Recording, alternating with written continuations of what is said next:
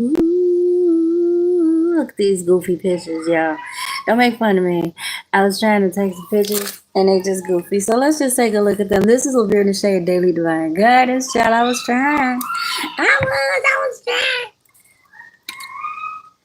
I was trying. Some flipped. I'm just saying. Where is it at? Hold on. It didn't show up. What happened? It went to 9. Did nobody ask them, Dweller? Can you even see it? Can you move it? I can't even move it. Hold on. Yeah, it's goofy. I was trying. Oh, Lord. I was. Oh, I see. It keeps going back to the beginning. Yeah, I was trying. It don't even show the whole thing. I was trying. Look at that. Goofy pictures. It don't even show these real good. I went back to the beginning. It's not showing those side pictures good. I tried. I did. Anyway, they're not bad. Yeah. Thug pictures. I told you I was just goofing off with the camera. Just having fun. So just share with you guys a little bit.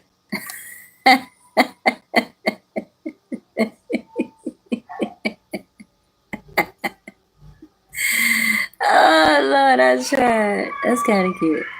Oh, my head. I think that's it. My head, y'all. Hello. Oh, hold on.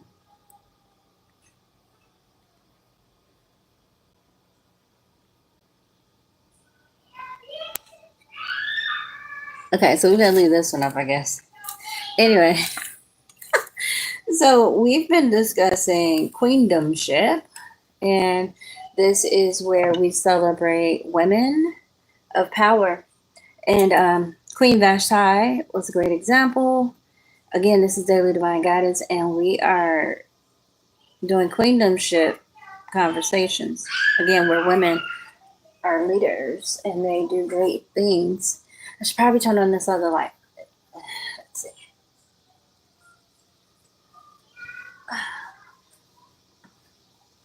And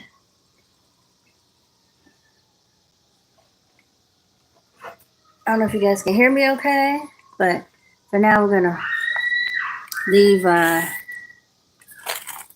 everything out here. So let me see if I can pull this up. So we left off with Esther, the 6th chapter.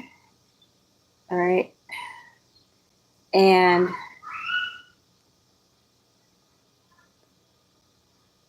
the 14th verse. Welcome to Daily Divine Guidance 9774. Feel free to like, share, subscribe. Thank you for your participation. Those that have been joining me, do not forget to shop my links and to donate if you like and all that good stuff, okay? Baby face. Baby face. You got a nice baby face. Anyway, so we're at the 7th chapter of Esther, and we're talking about Haman or Haman. He worked so diligently to be in the background of Esther, Mordecai's, and all of the Jewish people's faces, or in the background of their lives, trying to annihilate them, get them annihilated. Somehow God selected Esther to be, what do you call it? Inducted? To be accepted into the kingdom as the queen. And she finds favor with him, and he tells her, you can have whatever you like, up to half of this entire kingdom and of everything. And so she agrees. Out of all of the Cinderella women that showed up and did the 12-month plan for cleansing and purification, and beautification. And so they have a banquet for her. They're celebrating. Mordecai hears a few plots that happens. He reports it. It's recorded. Haman again starts this campaign quietly to kind of get all of the Jews annihilated on one day. Anything can happen where they're annihilated. But God stopped it. He wouldn't let them fall. All right. Amen. So Esther 3 talks about, again, Haman trying to put in a decree. He's succeeding. The king agrees. We go into the 4th chapter where Esther agrees to help the Jews because Mordecai's giving her the beat on the ground. What's popping? So where Haman has his little people or whatever that he talks to that keeps their ears to the ground to hear the beat and be able to stop the pulse or stand on it, whatever they want to do. Esther has it too in the kingdom, and plus she's married to the king. So the conspiracy that he's putting together is counteracted because Mordecai is getting word on the street of what's going on, because most likely kings and queens don't really hear everything except they're causing it or someone in their camp is causing it. But it's hard to hear from the streets if you're in the palace. So it's good to have ears to the street for goodness. Not for killing, stealing, and destroying, except needed. And innocent people don't need it. Nope, they do not. They're not bothering anybody. They need help, right? These people were destitute from what I get in here, and Haman just wanted to eliminate them, cause them problems, pain, loss, death. Jesus. So the 3rd chapter, they literally put in place in writing and sent it out in different languages that on the 13th day of December, I believe it is sealed and written in different languages with the signet ring. Letters going out with carriers and princes and everybody to kill, steal, and destroy and annihilate all the Jews, both young, old, little children, women, one day on the 13th of the 12th month of the month of Adar. And yeah, that went out. So the 4th, again, Esther gets word or wind of it, and she steps in and approaches the king and gives her people word. Hey, yeah, we're going to start fasting and praying because we ain't finna have it. We're royal. And we're going to act like it. We don't have a reason to pass. So we shall live. So she instructed them to fast, pray, don't drink nothing for 3 days, 3 nights. I'm going to tell my maids, she said, and I'm going to go to the king. We're not having this. So they all get together. They go to the banquet that is ordered for everyone. In the 5th chapter. And remember, back at the beginning, Mordecai discovered that the 2 gatekeepers, or the doormen, was trying to plot on the king and hurt him or kill him. So that was recorded because he told Esther, Esther told the king, it was put in the book. Kind of swept away, not a big deal at the time. As time goes on, Haman is plotting, putting all this stuff in. He's like, oh, when a good plan comes together, he's ready. He thought he had won against the Jews, and he was just going to sit there and reign. But the king honors Mordecai. Throws his great party. So since Mordecai is plotting, and since Haman is plotting and Mordecai is telling Esther is counteracting by going to the king. So for whatever reason, Haman couldn't sleep. He tells them to bring him his book of records. And he reads where Mordecai found out about the 2 doormen that was being jerks, and it was recorded that he had reported it. So the king thought, after he looked at that, what honor or dignity have we bestowed upon Mordecai for this? Like, he saved my life. Well, how can we do something nice for him, right? And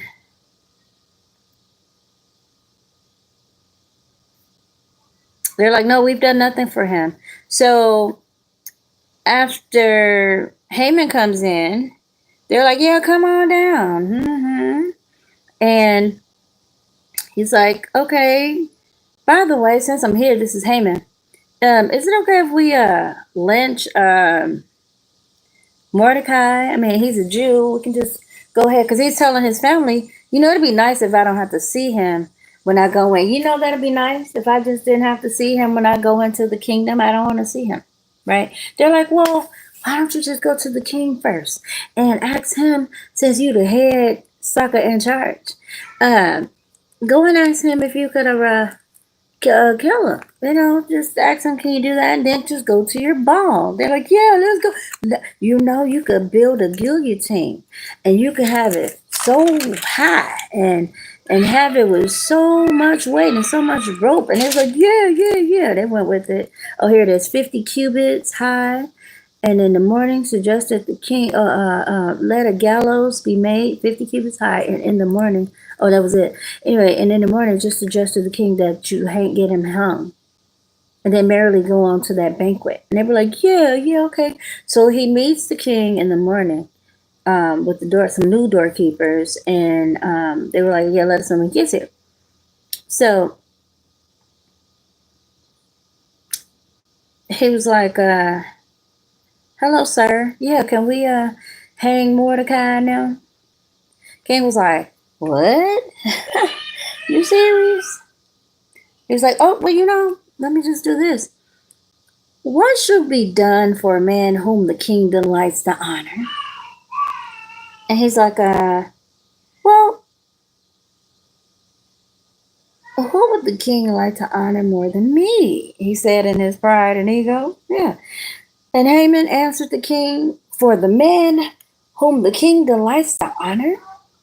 Well, let a royal robe be brought, which the king has worn, and a horse on which the king has ridden, which has a royal crest placed on its head, and then let this robe and horse be delivered to the hand of one of the king's most noble princes, that he may array the man whom the king delights to honor. Yes, he did. He was talking about himself. And then a parade for him on horseback through the city square, and proclaim before him, thus shall it be done to this man whom the king delights to honor. And then the king said to Haman, now catch it. Yes, he did. This is what he said. He said, after Mordecai went back to the king's gate, oh, no. Haman took the robe. Wait. Then the king said to Haman, hurry, take the robe and the horse as you have suggested, and do so for Mordecai, the Jew who sits within the king's gate. Leave nothing undone of all that you have spoken. Did you catch it? So Mordecai plotted these people's death. Haman plotted all of these people's death. Not just Mordecai's, but all of the Jewish people. And this king got wind of it and asked him what would he like to do, and he said it. By the way, I can't see you guys' comments, okay? I don't know where they go. I don't know what happened. So if you're saying things to me and I'm not responding, it's because I don't see it, okay? I do apologize. Checking that notification. So he's like, because if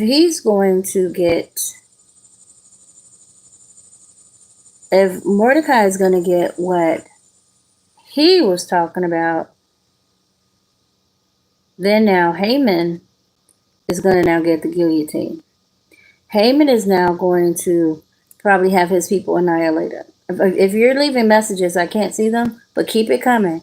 I do have a text message. I do have an email. I do have a phone that you can call.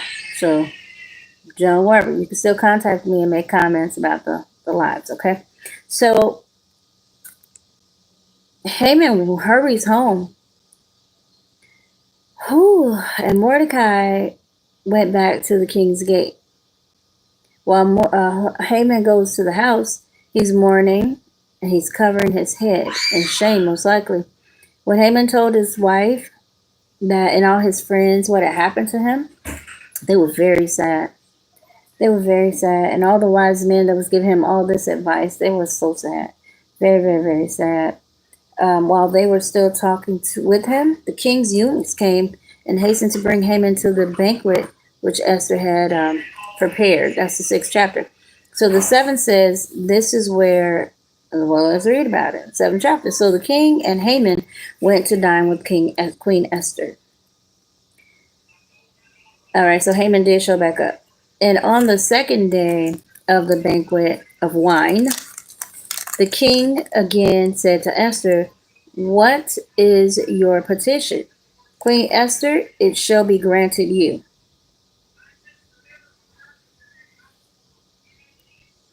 And what is your request up to half the kingdom? It shall be done. You my little sugar mama, baby. Hello, Jason again. Hi, I'm back too. How are you?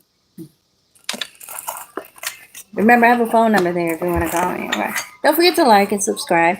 So then Queen Esther answered and said, if I found favor in you, did I do 7 already?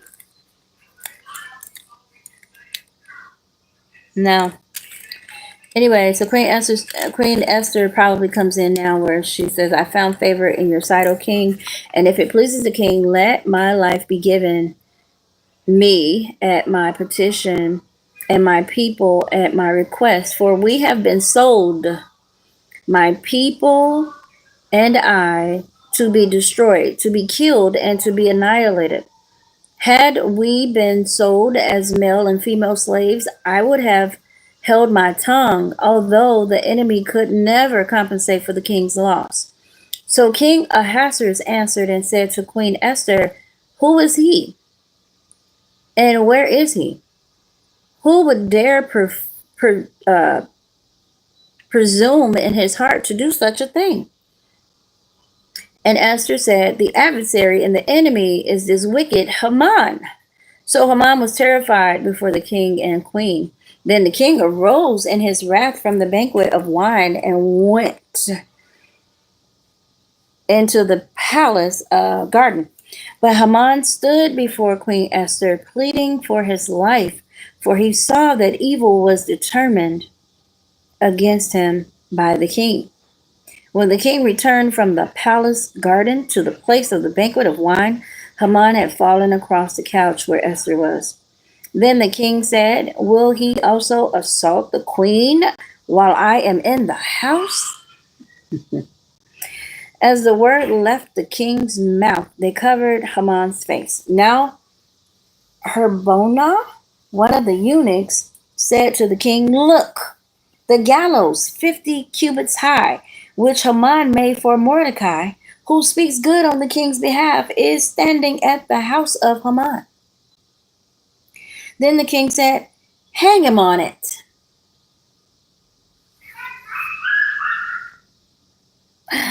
Queen Esther. So they hanged Haman on the gallows that he had prepared for Mordecai. Then the king's wrath subsided. So I knew it was somewhere. So that's where she kind of really put the icing on the cake.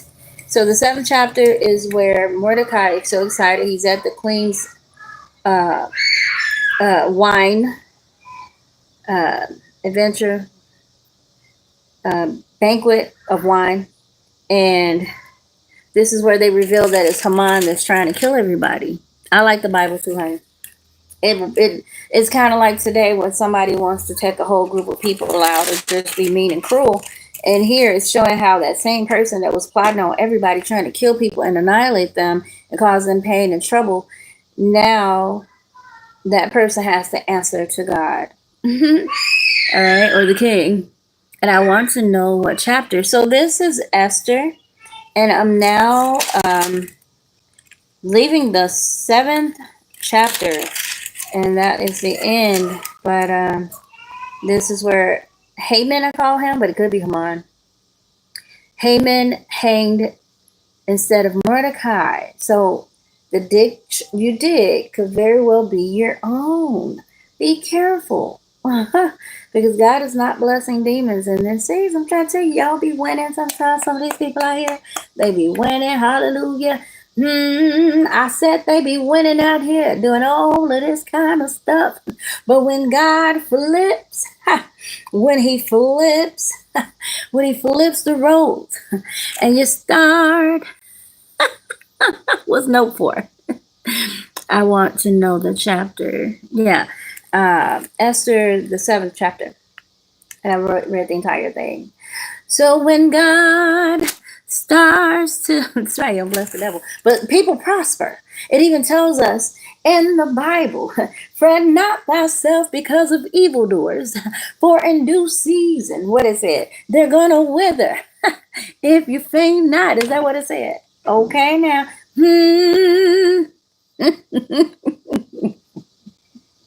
Oh, they're going to succeed sometimes. They're going to win. But God said, don't get excited. Don't get discombobulated. Don't get set aside yourself. Don't fall out the race. Don't get, okay now, don't get discouraged when you see him winning. Because it says, Haman hanged instead of Mordecai. See, when God flipped the scripts, I've seen this movie. That's why I be laying low now. He ain't going to hit me. I'm ducking. I'm in queen status. We got this. We can't be getting hit as a queen. We got all these angels to fight for us. I said Haman thought that he has set it up so right and tight that he'll come through, set a decree, and sit back and watch God's people get taken out. But I heard the voice of the Lord say,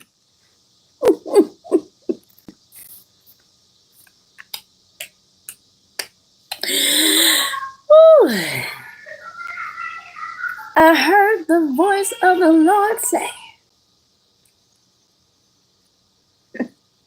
it shall be done. I said it shall be done. You shall live and not die. You shall walk and not faint.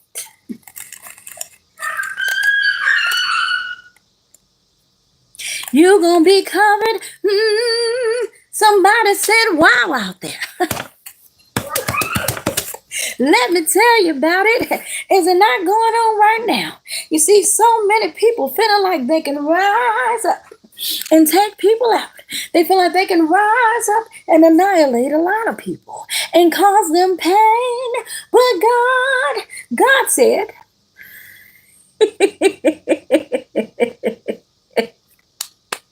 you shall live and not die. You shall have everything you need. Because guess what?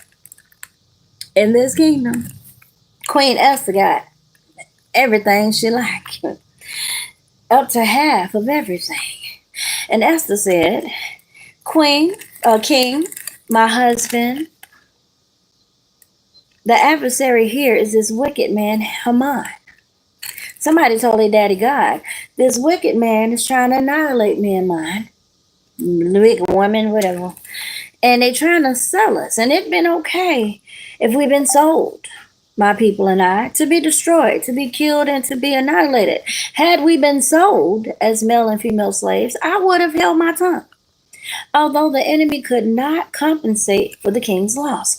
So King Ahasuerus answered and said to Queen Esther, who is he?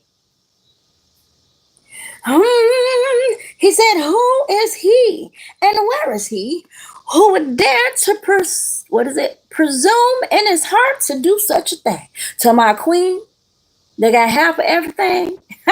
Wait a minute now. How dare he on my queen and her people? How dare he? Wait a minute. Esther said, the adversary is right there. That's the enemy. Wicked Haman. Right there. Right there, husband. Haman, now he don't feel so like the head sucker in charge. Oh, because he knew he was guilty. He knew he was plotting. He was the one that put the whole decree in, so you can't say it wasn't him. Now remember, no one's aware that she's a Jewish woman, but she's speaking for her people. We would have rather been slaves and died and all that, but this right here is evil get your man. Get Haman. He your right hand man. He's acting evil. All right. So that's the 7th chapter. They hung Haman, not Mordecai. And in fact, Mordecai took his place, but we're going to wait until the next time. See? All right. So basically, Esther is held as a hero. She saved her people thanks to her uncle, cousin, whoever he is. And so we're going to talk about that next in the next video. Because this is kind of happening today. We're not talking about no one person. It's a spirit of wanting to sell people, people trafficking, sex trafficking, organ harvesting, just snatching people and taking them out, them and their families, their lineages. But God. So join me back here, maybe right after this one, and we're going to talk more about this because it's what? Good. God is a savior, and he's raising us up to have a word in this season to save our families. So let's meet back next with chapter 8 in the book of Esther. You be blessed, and until next time, love yourself and each other. Take care of yourself and each other. And thank you for subscribing, liking, donating, shopping with me, all that good stuff. I really appreciate it. And yeah, stay tuned. We'll be right back.